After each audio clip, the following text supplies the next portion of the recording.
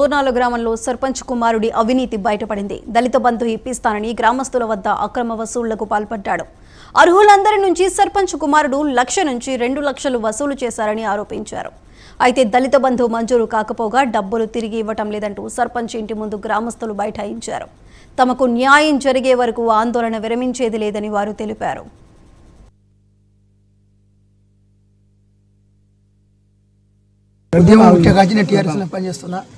పరమాలు ఉపాధ్యక్షునిగా పనిచేసిన కేసీఆర్ గారు ఎక్కడ బై ఎలక్షన్ పెట్టినా అక్కడికి పోయి ఉద్యమాలు చేసేస్తున్నాం, ఓటింగ్ విజయాన్ని పట్టుకొచ్చినాం.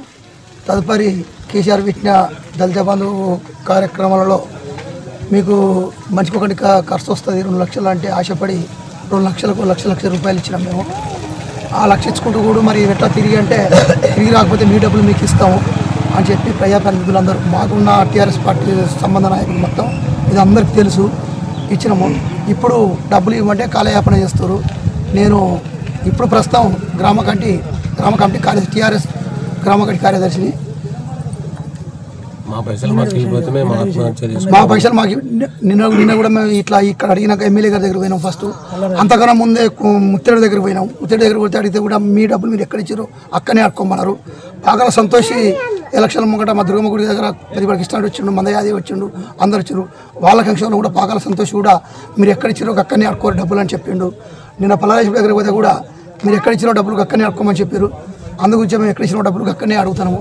మా డబ్బులు మాకు ఇస్తే మేము చాలా ఇబ్బందులు ఉన్నాము, ఇబ్బందులకి గట్టెక్తామని ఆశిస్తాము.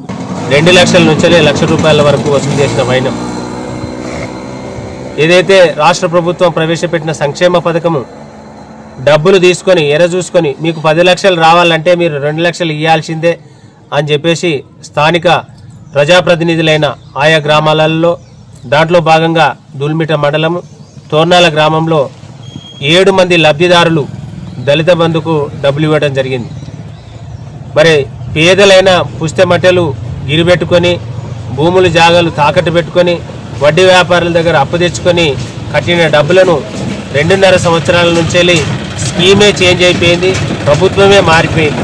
మరి మేము ఇస్తున్న పైసలు మాకు పథకం రాకపోతే దళిత బంధు రాకపోతే మా పైసలు ఎట్లా అంటే డబ్బులు తీసుకున్న ప్రతి ఒక్క ప్రజాప్రతినిధి ప్రతి ఒక్క సర్పంచి ఎంపీటీసీ లబ్ధిదారుల దగ్గర తీసుకున్న పైసలను మేము తిరిగి మీకు మితితో సహా చెల్లిస్తామని చెప్పడంతో మేము జగిత్యాల